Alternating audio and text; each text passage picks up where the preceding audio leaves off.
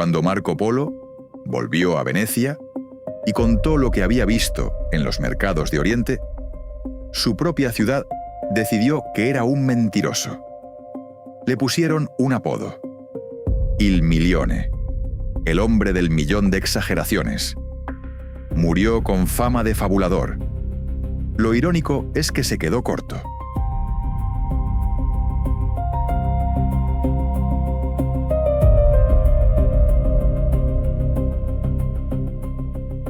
Un mercado no es un sitio para comprar cosas.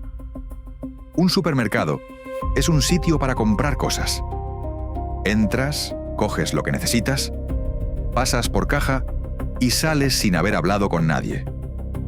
El precio ya estaba decidido antes de que llegaras, por alguien a quien nunca verás. En un mercado de verdad ocurre lo contrario. El precio no está impreso en ninguna parte. Se decide en ese momento, entre dos personas que se están mirando a la cara. Y esa diferencia, que parece pequeña, lo cambia absolutamente todo. Cambia el ruido, cambia el ritmo, cambia lo que se puede vender y cambia quién eres tú dentro de ese espacio. Por eso, los mercados grandes no funcionan como tiendas. Funcionan como ciudades. Tienen sus calles, sus barrios, sus horarios, su jerarquía, sus leyes no escritas y su propio idioma. Una ciudad dentro de la ciudad. Hoy recorremos los 14 mercados más grandes y más extraordinarios del planeta. ¿Dónde están?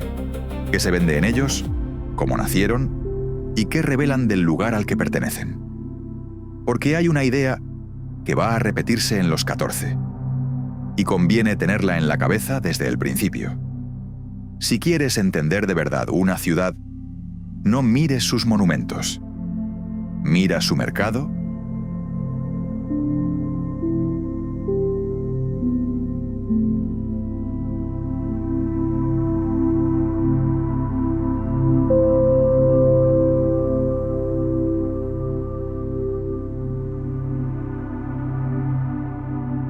En 1461, apenas 8 años después de conquistar Constantinopla, el sultán Mehmed II ordenó construir un edificio de piedra en el centro de su nueva capital. No era una mezquita ni un palacio. Era un almacén blindado para guardar y comerciar con lo más valioso del imperio. A su alrededor fueron creciendo calles, y sobre esas calles fueron poniendo techos. 5 siglos y medio después, ese conjunto es el Gran Bazar. Unas 4.000 tiendas repartidas por 61 calles cubiertas, con 22 puertas de entrada y una cifra de visitantes que ronda las 300.000 personas al día. Es, con muchísima diferencia, uno de los lugares más transitados del mundo. Y es, además, el antepasado directo de algo que usamos todos los días sin pensarlo: el centro comercial. Techo, seguridad, muchos vendedores del mismo gremio juntos, horario común y control del acceso. Todo eso ya estaba inventado aquí antes de que existieran los rascacielos. El bazar funcionaba como un organismo con reglas propias. Cada oficio tenía su calle. Los joyeros con los joyeros, los alfombreros con los alfombreros, los peleteros con los peleteros. Los gremios fijaban la calidad, castigaban al que engañaba y decidían quién podía abrir tienda. Dentro había fuentes, mezquitas, restaurantes, talleres y hasta un cuerpo de vigilantes. De noche se cerraban las puertas y el bazar quedaba sellado como una fortaleza. Su historia está hecha de incendios y terremotos. Ardió varias veces.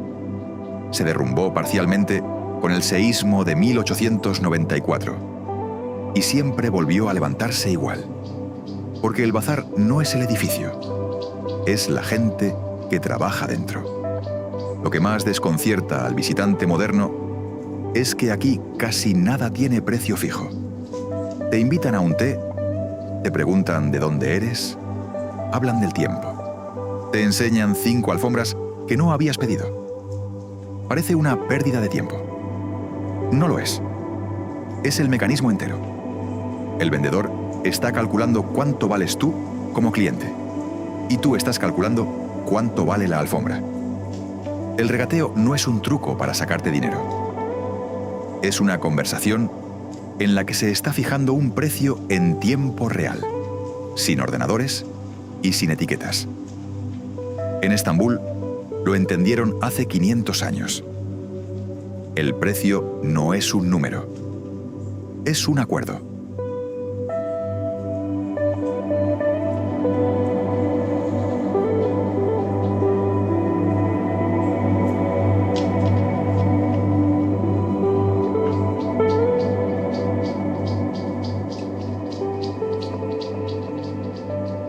En 1382, un emir llamado Jaharks el-Khalili tomó una decisión brutal. Derribó el mausoleo donde estaban enterrados los califas fatimíes y levantó encima un khan, un gran caravasar para los comerciantes que llegaban a El Cairo. Los huesos de la dinastía anterior acabaron tirados en un vertedero. Sobre ellos empezó a comerciarse. Ese gesto explica bastante bien lo que es Khan el-Khalili, un lugar donde el comercio siempre pesó más que la memoria. Hoy es un laberinto de callejones estrechos en el corazón del Cairo medieval, con talleres de cobre, orfebres, perfumistas, lámparas caladas que filtran la luz en 1000 puntos y montañas de especias apiladas en conos perfectos. Los oficios siguen agrupados por zonas, como hace 6 siglos, y muchos talleres continúan siendo familiares. El bisabuelo martilleaba cobre en el mismo rincón donde hoy lo hace el bisnieto. El barrio tiene además una función que no aparece en las guías. Es el salón de la ciudad. En el café El Fishawi, abierto desde finales del siglo XVIII y con fama de no haber echado el cierre en más de 2 siglos, se sientan a la misma hora turistas, comerciantes, jubilados y estudiantes. Allí escribía y observaba Naguib Mahfouz, el único Nobel de Literatura en lengua árabe que convirtió estas callejuelas en el escenario de media obra suya. Sus novelas funcionan como un mapa emocional del barrio. Gente que negocia, que chismorrea, que se arruina y que se levanta. Siempre a 10 metros de un puesto de especias. Khan el-Khalili es también un curso acelerado de una habilidad que en Europa hemos perdido casi del todo. Aquí, el vendedor te llama, bromea, te suelta una frase en tu idioma, que ha aprendido de oído. Se hace el ofendido cuando ofreces poco y te persigue 3 metros cuando te vas. Es teatro, y ambos lo saben. Pero dentro de ese teatro se está transmitiendo información real. ¿Cuánto quiere vender él? ¿Cuánto quieres comprar tú? ¿Cuánta prisa tenéis los dos? Un supermercado te ahorra esa conversación. Un mercado como este te obliga a tenerla. Y por eso, en El Cairo, comprar un juego de vasos puede llevar 40 minutos y acabar con una invitación a té y una conversación sobre fútbol. No es ineficiencia. Es una forma distinta de entender qué es una transacción. Aquí, antes de intercambiar dinero, se intercambian personas.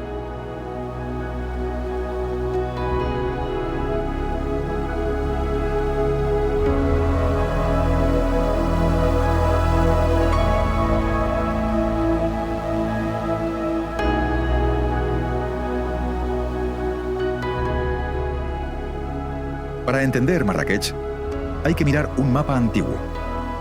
La ciudad se fundó en el siglo XI, en el punto exacto donde terminaban las caravanas que cruzaban el Sáhara. Meses de camellos, sal, oro, marfil y esclavos viniendo desde Tombuctú y el río Níger. Marrakech era la puerta por la que ese oro entraba en el Mediterráneo. Los zocos de la Medina son lo que quedó de aquello. Un enjambre de callejuelas cubiertas con cañizo que filtra el sol en franjas, organizadas todavía por oficios, Los tintoreros con las madejas colgando y goteando color, los curtidores con sus piletas de olor imposible, los herreros, los ceramistas, los vendedores de babuchas, los de lámparas, los de especias. Y en el centro de todo, la plaza llama el FNA, que es probablemente el espacio público más extraño que existe. Durante el día es un mercado normal, con zumos de naranja y puestos de fruta seca. Al caer el sol se transforma.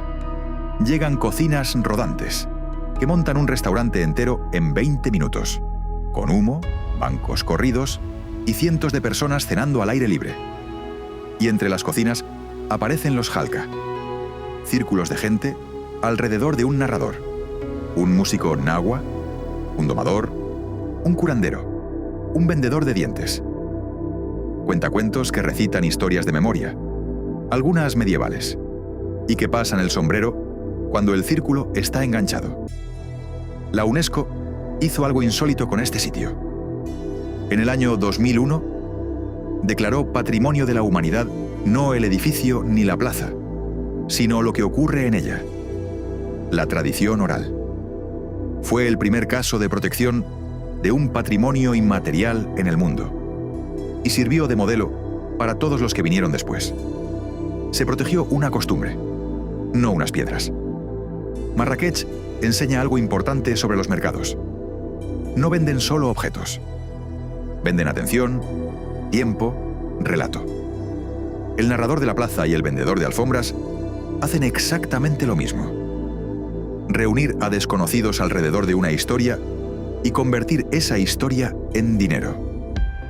La diferencia con el algoritmo de tu móvil, que hace justo eso mismo, es que aquí el que te vende está delante de ti. Tiene cara y responde con su nombre. Otra vez lo mismo. El precio no está impreso. Y quien lo pone se está jugando su reputación en el barrio.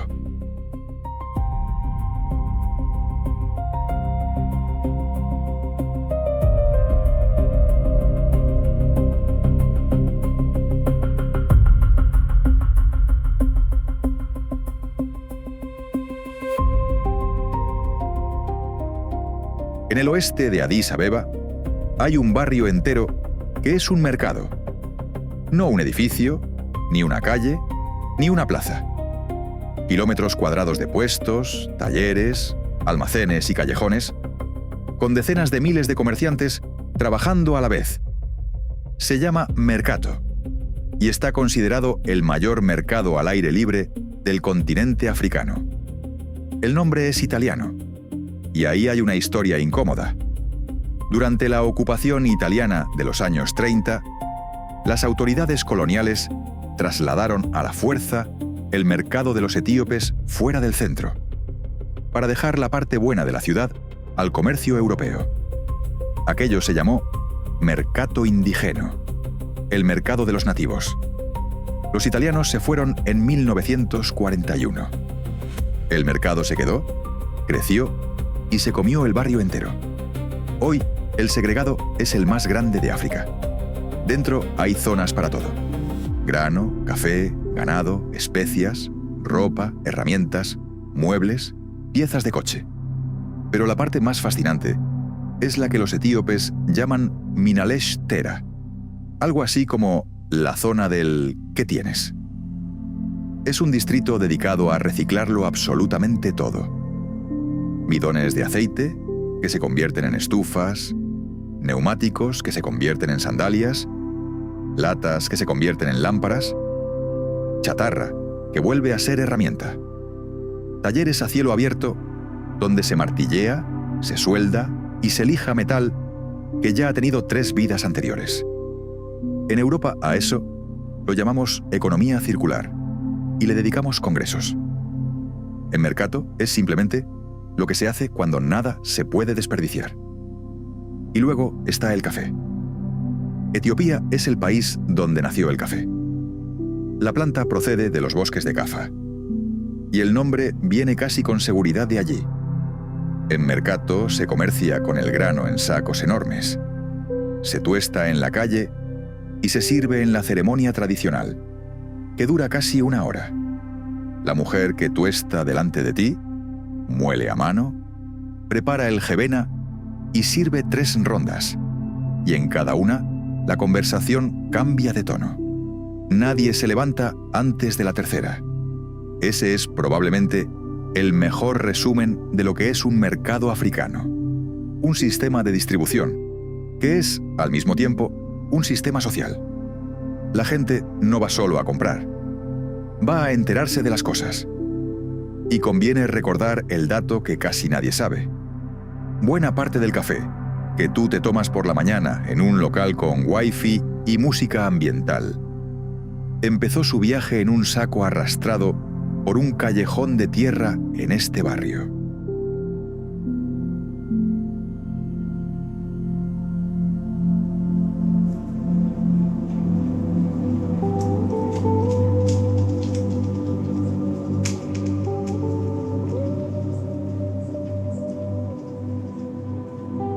Casi todo lo que aprendimos en el colegio sobre los grandes viajes europeos tiene una explicación bastante simple. Especias. Colón no salió a descubrir un continente. Salió a buscar una ruta más barata a la pimienta. Y el sitio donde esa pimienta se sigue vendiendo a granel, 500 años después, está en el norte de Delhi. Kari-Baoli es el mayor mercado de especias de Asia y funciona desde el siglo XVII sin interrupción. Es una calle estrecha, con almacenes de varias plantas, alrededor de patios antiguos, donde se apilan sacos abiertos de cúrcuma, comino, cardamomo, clavo, canela, guindilla seca, frutos secos y hierbas medicinales. El aire está literalmente cargado de polvo de especia. Los visitantes primerizos empiezan a estornudar a los pocos minutos, y los mozos, que llevan décadas allí, se ríen sin levantar la vista. Kari-Baoli está en el extremo de Chandni Chowk, la avenida que diseñó en 1650 Jahanara Begum, la hija mayor del emperador Shah Jahan, el mismo que construyó el Taj Mahal. La avenida tenía en el centro un canal de agua, y por la noche la luna se reflejaba en él. De ahí el nombre Plaza de la Luz de Luna. De aquel canal no queda nada. Lo que queda es una de las concentraciones humanas más densas del planeta. Rickshaws, a pedales encajados entre motos, cables eléctricos formando marañas imposibles sobre las cabezas, tiendas de joyería y de saris de boda, puestos de comida frita, mezquitas, templos y gurwaras a 100 metros unos de otros. Y ahí está la clave que muchos pasan por alto. Delhi es una ciudad con siglos de tensión religiosa. Y sin embargo, en estas calles llevan generaciones comerciando juntos hindúes, musulmanes, sijes y jainistas. El mercado no cura nada por arte de magia, pero obliga a algo muy concreto. Para vender hay que tratar. Y para tratar hay que hablar. Un puesto que no atiende a media ciudad se queda sin la mitad del negocio. Los grandes mercados han sido siempre el lugar donde las sociedades divididas se ven obligadas a mirarse a la cara. No por bondad, por interés. Y en Kari-Baoli sigue oliendo exactamente a lo que hizo que unos barcos salieran de Palos de la Frontera buscando otro camino.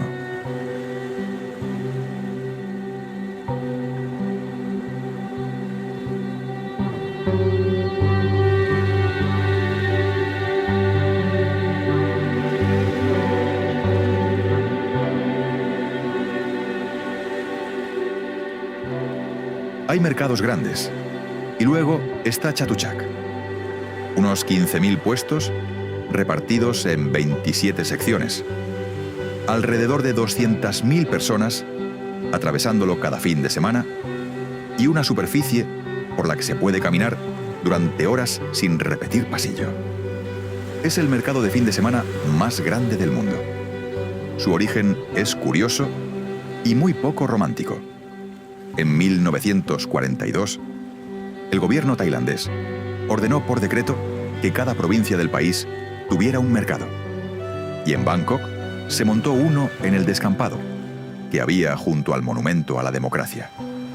Fue cambiando de sitio hasta que en 1982 acabó junto al Parque Chatuchak, en el norte de la ciudad. Desde entonces no ha parado de crecer. Lo que lo hace distinto no es solo el tamaño, sino la clasificación. Chatuchak está dividido por categorías con una lógica casi obsesiva: ropa, antigüedades, cerámica, plantas, libros de segunda mano, arte, muebles, artesanía, mascotas, comida.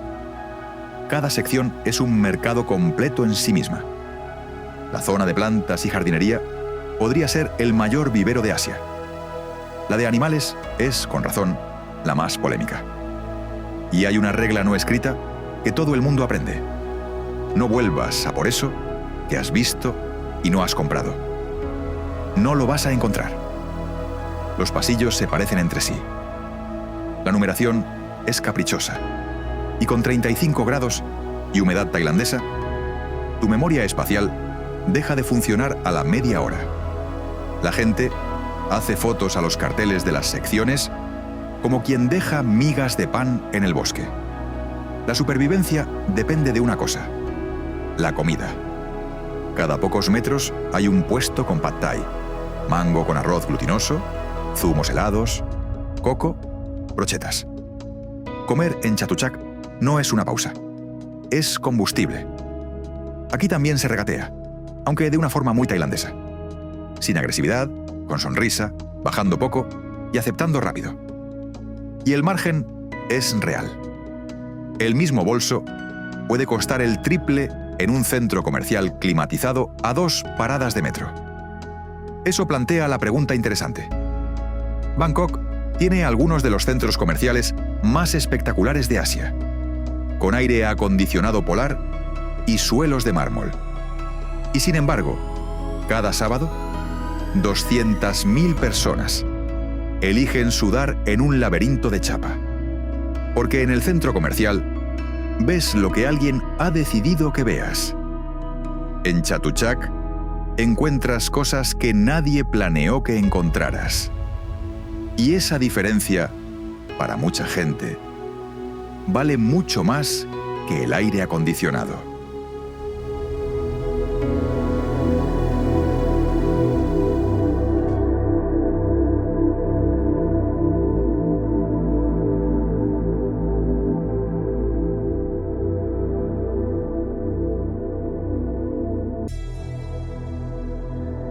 Antes del amanecer, en un brazo del río Mekong, cerca de la ciudad de Can Tho, decenas de barcas cargadas hasta el borde se colocan en mitad de la corriente.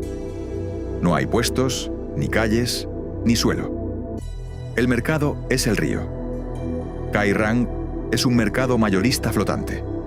Los agricultores del delta bajan con la cosecha y venden por cantidades grandes a intermediarios que luego reparten por la región.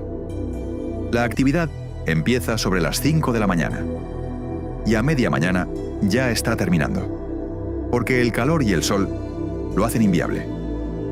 Y tiene el sistema de señalización comercial más elegante que se ha inventado nunca. Cada barca lleva un palo alto en la proa, y de ese palo cuelga una muestra de lo que vende: una piña, un racimo de rábanos, una sandía, unas cebollas. Se llama veo. Desde 200 metros, en mitad del río y sin gritar, sabes exactamente qué lleva cada barco. Sin letreros, sin idioma, sin electricidad. Con 2 excepciones que dicen mucho de la cultura local. Si de un palo cuelga una hoja de palma, el que está en venta es el barco entero. Y si cuelga ropa tendida, eso no se vende. Es simplemente colada. Entre las barcas grandes circulan otras pequeñas que sirven café con leche condensada y sopa pho caliente, pasándola de mano en mano, de embarcación a embarcación, sin que nadie deje de trabajar. Es un mercado, una cafetería y una autopista al mismo tiempo. La parte triste es que esto se acaba.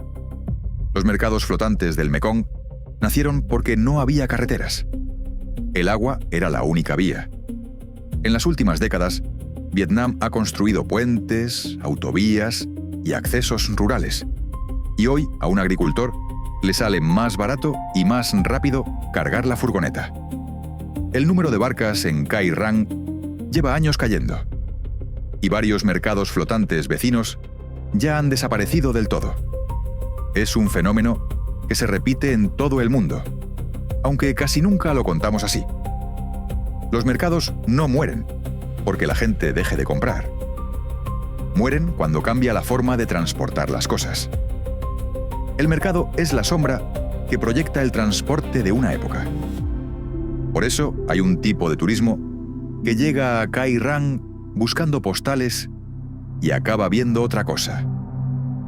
El último capítulo de un sistema de comercio de 200 años. Funcionando todavía a las 5 de la mañana. Mientras encima pasa un puente de hormigón que lo está matando.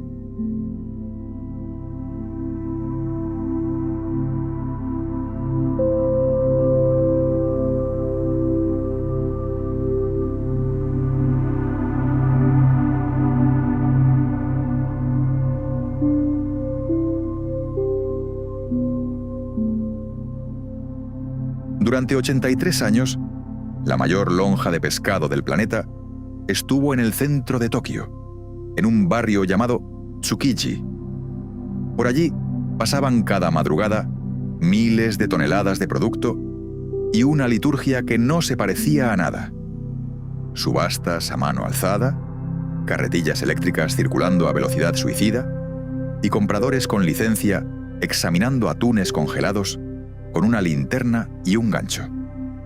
En octubre de 2018, todo eso se mudó a Toyosu, un complejo nuevo, cerrado, climatizado y del doble de tamaño, construido sobre terrenos ganados al mar. Los turistas ya no pisan la sala. La ven desde pasarelas acristaladas, en silencio, como quien mira una fábrica. El corazón del asunto es el atún rojo. Las piezas llegan de todo el mundo, se alinean en el suelo con la cola cortada para que el comprador pueda ver la grasa, y se venden en cuestión de segundos mediante un canto rapidísimo del subastador y una serie de gestos con la mano. Un no iniciado no entiende absolutamente nada de lo que está pasando. Y de vez en cuando ocurre algo que sí se entiende en cualquier idioma. En enero de 2019, un empresario hostelero pagó 333,6 millones de yenes por un solo atún de 278 kilos. Al cambio, más de 3 millones de dólares. Por un pez. Nadie en Japón cree que ese atún valiera eso. Fue la primera subasta del año, la que sale en todos los informativos del país. Y quien la gana compra portada, prestigio y clientela para 12 meses. La subasta funciona como una campaña publicitaria disfrazada de compra de pescado. Lo más interesante de Tsukiji, sin embargo, no era la subasta, sino el escalón siguiente. Entre el barco y el restaurante hay un gremio de intermediarios con licencia. Gente que lleva generaciones distinguiendo la calidad de una pieza con un corte y un vistazo. En un mundo obsesionado con eliminar intermediarios, Japón hizo lo contrario. Los convirtió en la garantía del sistema. Un sushi de altísimo nivel existe porque alguien, a las 5 de la mañana, sabe leer un músculo de atún mejor que cualquier máquina. Y todavía sobrevive lo mejor para el visitante. El mercado exterior de Tsukiji, el de las calles de siempre, compuestos de tortilla japonesa, ostras, brochetas y cuchillos forjados a mano. La lonja se fue, el barrio no.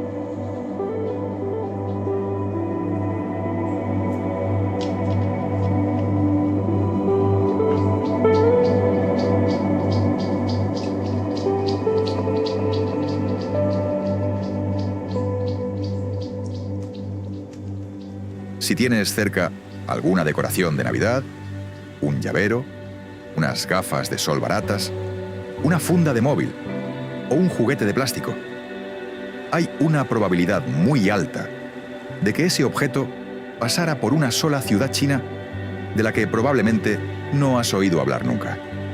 Yiwu, en la provincia de Zhejiang, alberga el mayor mercado mayorista de artículos pequeños del mundo. La ciudad internacional del comercio es un complejo de varios distritos conectados con unos 75.000 puestos. Se ha calculado, medio en broma y medio en serio, que si dedicaras 3 segundos a cada puesto, 8 horas al día, tardarías más de un año en verlos todos. Y su origen no tiene nada de futurista. En Yiwu existía una tradición de vendedores ambulantes, llamada Jimao Huantang, plumas de gallina a cambio de azúcar. Iban por las aldeas cambiando caramelo de caña por plumas, que luego se usaban como fertilizante o para plumeros. Comercio de subsistencia, de lo más pobre que existe. De ahí, en 40 años, se pasó a abastecer al planeta. Hoy, Yiwu produce y distribuye una parte enorme de los adornos navideños del mundo, hasta el punto de que a una de sus zonas la llaman la Aldea de la Navidad. Naves donde se fabrican y almacenan árboles, bolas, guirnaldas y Papás Noel, en un país donde la Navidad no es fiesta nacional. Los operarios montan renos a mano en julio con 40 grados. Aquí el comprador no es un turista. Son importadores de África, América Latina, Oriente Medio y Europa, que llegan con catálogo, contenedor reservado y una lista de cantidades mínimas. Se negocian pedidos de 20.000 unidades sentados en un taburete de plástico.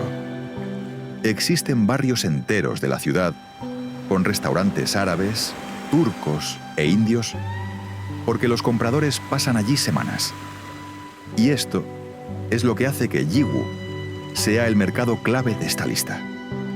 Es la versión industrial y planetaria de exactamente lo mismo que hace un vendedor de alfombras en Estambul. 2 personas sentadas, mirándose, poniéndole un precio a algo. Cambia la escala. Contenedores en lugar de una alfombra. Pero no cambia el mecanismo. Los economistas llegaron a fabricar un indicador, el índice de precios de Yiwu, para seguir el pulso del comercio mundial de baratijas. Cuando aquí se venden menos disfraces, menos bolas y menos pelotas de plástico, algo va mal en la economía de medio mundo. Un termómetro global hecho de puestos y taburetes.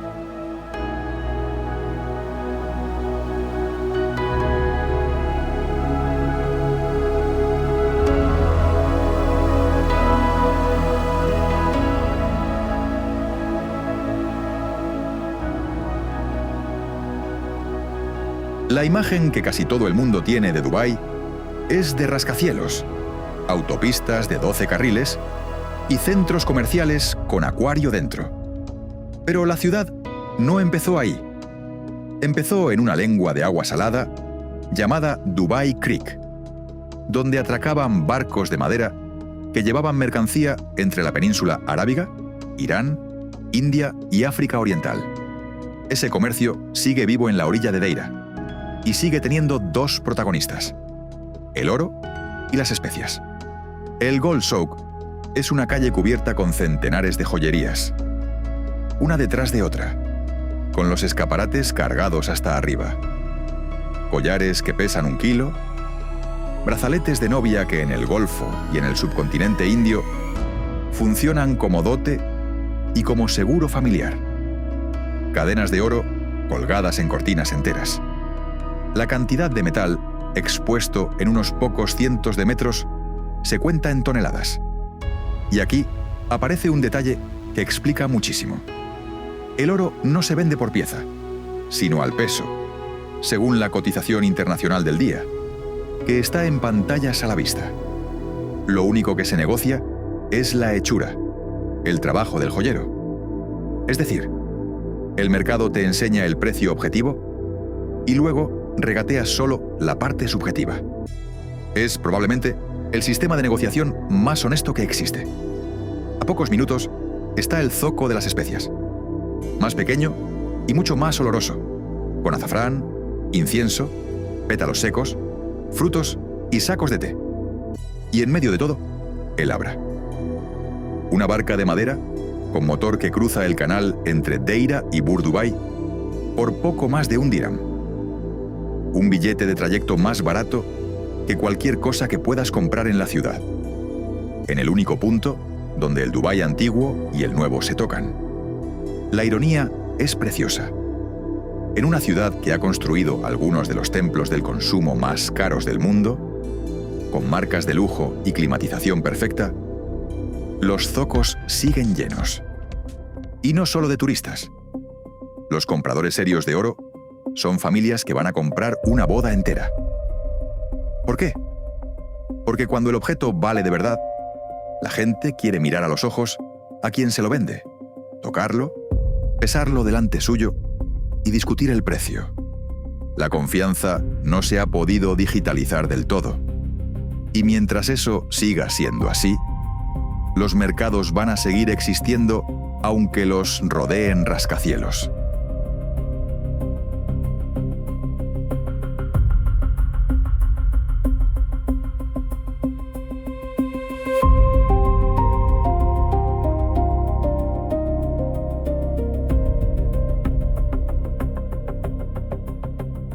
En el este de Ciudad de México hay un recinto de unas 327 hectáreas, por el que pasan alrededor de 500.000 de personas cada día y decenas de miles de toneladas de alimento.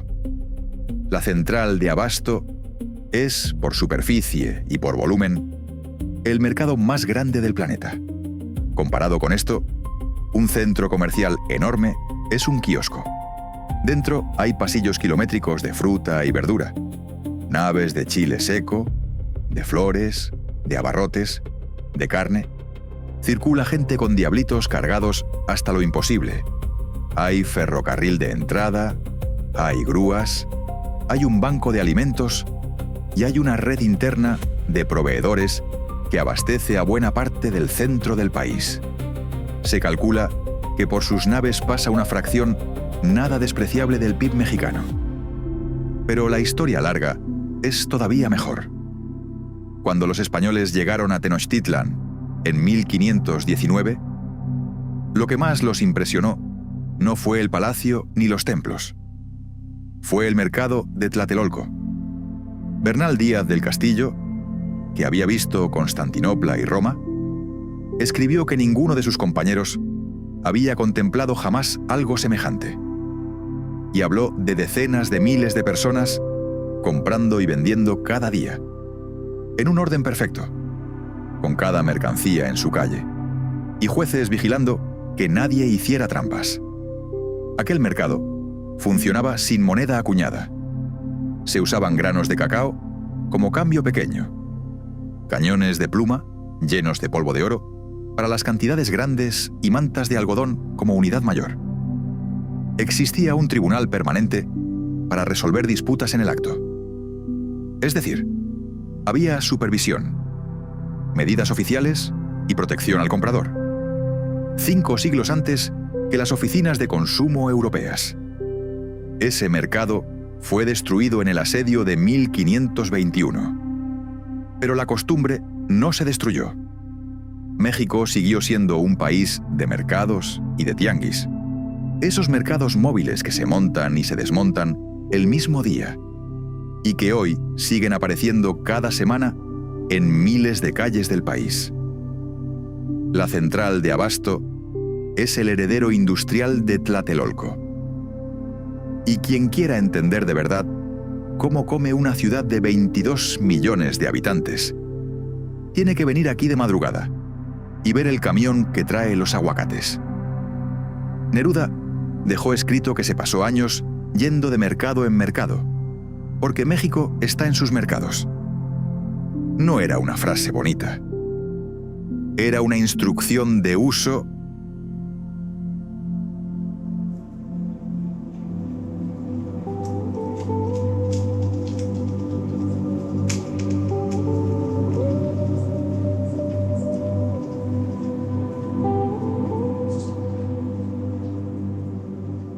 A 2 horas al norte de Quito, entre volcanes, la ciudad de Otavalo acoge cada sábado el mercado indígena más importante de Sudamérica. Su centro es la Plaza de Ponchos, y lo que se vende allí lleva vendiéndose en esa zona desde antes de que existiera el Imperio Inca. Los otavaleños, un pueblo quichua, eran ya tejedores y comerciantes en tiempos preincaicos. Cuando llegaron los incas y después los españoles, esa habilidad los salvó y los condenó a la vez. Fueron sometidos al sistema de obrajes, talleres textiles coloniales, donde se trabajaba en condiciones durísimas, produciendo tejido para exportar.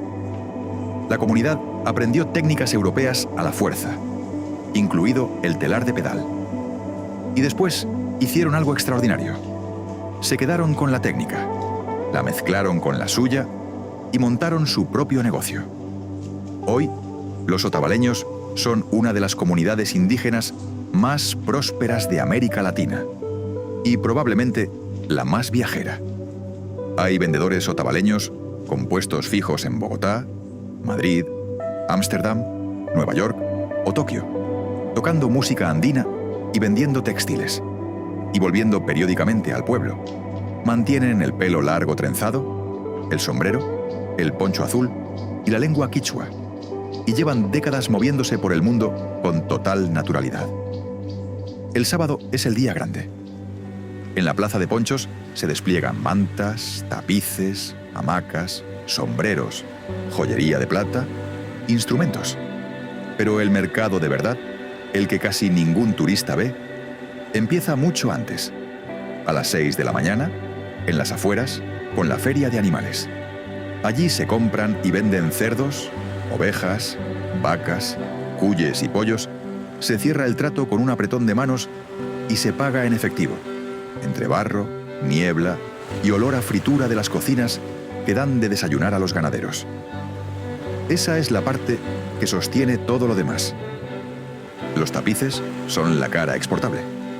El negocio real de la comarca sigue pasando por un cerdo, un billete arrugado y una conversación en quichua. Otavalo desmonta una idea muy extendida, que la globalización siempre llega de fuera y arrasa lo local. Aquí lo local salió, se instaló en las plazas de medio mundo y volvió con el dinero a casa. La globalización con dirección contraria.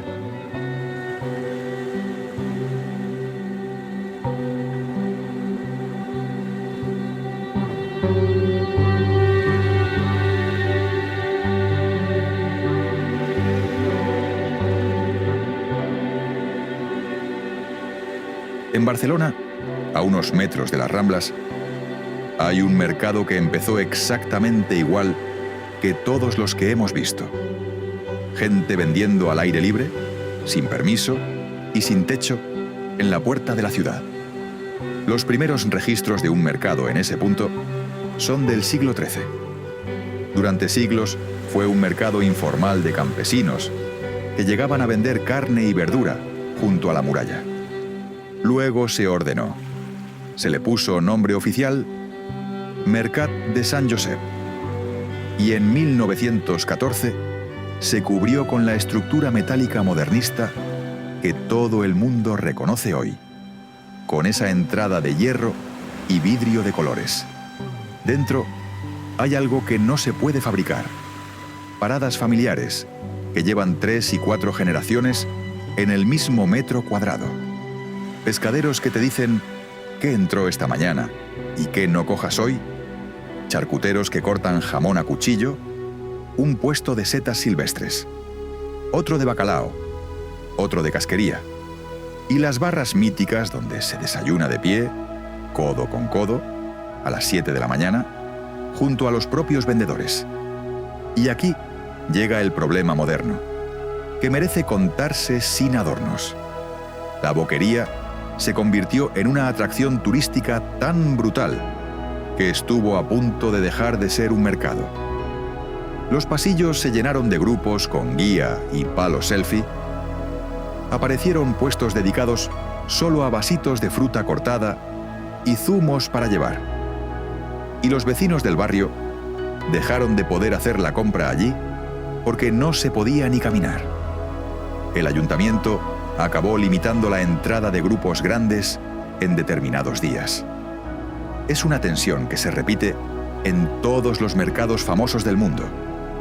Y conviene entenderla bien. Un mercado vive de los clientes que vuelven cada semana, no del que pasa una vez en la vida. El turista compra una foto y un zumo. La señora del barrio compra 1 kilo de merluza todos los martes durante 30 años. Cuando la primera desplaza a la segunda, el mercado se convierte en un decorado de sí mismo, y en 2 o 3 generaciones desaparece el oficio. Sobrevivir a la fama es hoy uno de los grandes retos de los mercados históricos, porque lo que atrae al visitante, lo auténtico, lo vivo, el vendedor que conoce a su cliente, es justo lo primero que la masificación destruye.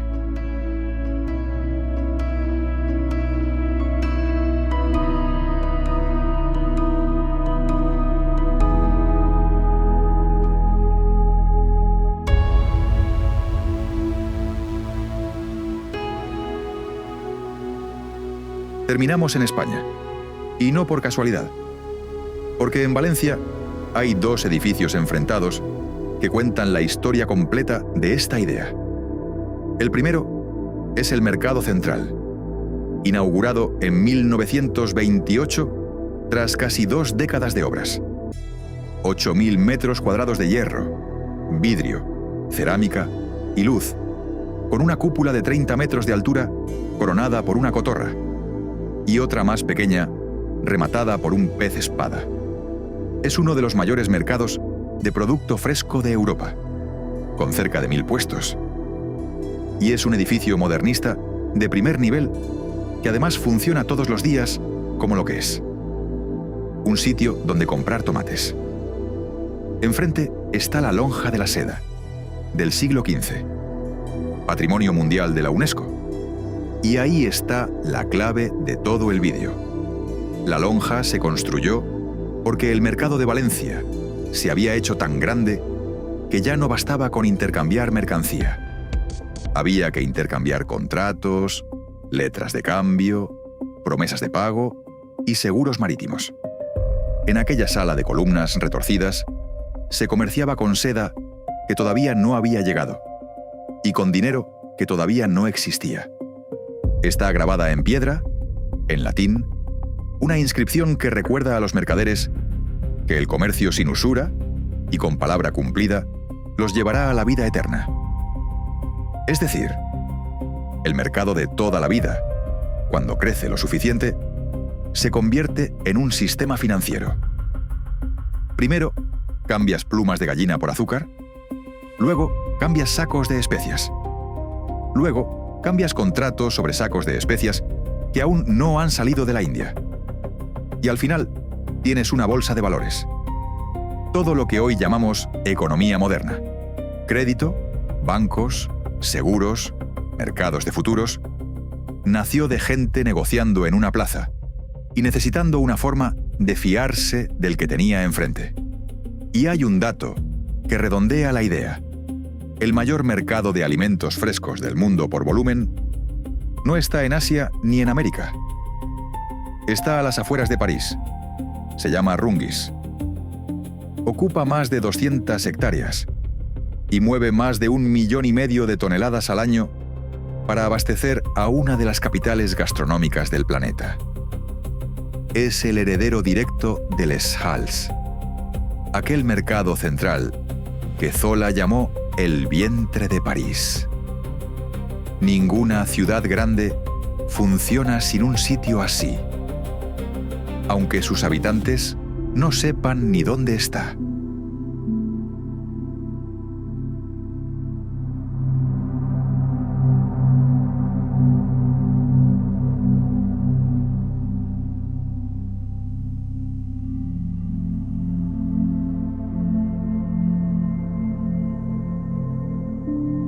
Un bazar otomano con 61 calles bajo techo, Un río donde se vende piña colgando una piña de un palo. Un atún vendido por $3 millones. 75.000 puestos en una ciudad china que fabrica la Navidad del mundo. Una plaza andina donde se cierra un trato con un apretón de manos. No los une el continente, ni el producto, ni el tamaño. Los une algo mucho más sencillo. Y es la idea que llevamos repitiendo desde el principio. En todos ellos, el precio no está impreso. Se decide en el momento, entre dos personas que se están mirando. Eso parece un detalle folclórico, pero es la razón por la que el mercado es probablemente la tecnología humana más antigua que sigue funcionando sin actualizarse. Antes que la escritura, antes que el dinero, antes que el Estado, ya había desconocidos quedando en un sitio concreto, un día concreto, para intercambiar cosas que el otro necesitaba. Todo lo demás, los contratos, los bancos, las bolsas, las apps de tu móvil, son capas construidas encima de ese gesto. Y por eso, los mercados aguantan lo que no aguanta casi nada. Han sobrevivido a incendios, terremotos, imperios que caían, ocupaciones militares, cambios de moneda, dictaduras, y ahora a la compra por Internet. Cuando cae un sistema, el mercado es lo primero que vuelve a abrir. A veces, al día siguiente. Lo que ninguna pantalla ha conseguido copiar, todavía, es lo que ocurre en el segundo exacto en que el vendedor te mira, calcula y dice un número. Ahí hay confianza, memoria, reputación y la posibilidad de que las dos personas salgan satisfechas de algo que ninguna de las dos podía decidir sola. Un mercado no es un sitio donde se compran cosas. Es el sitio donde una sociedad enseña, sin querer, cómo se trata a sí misma.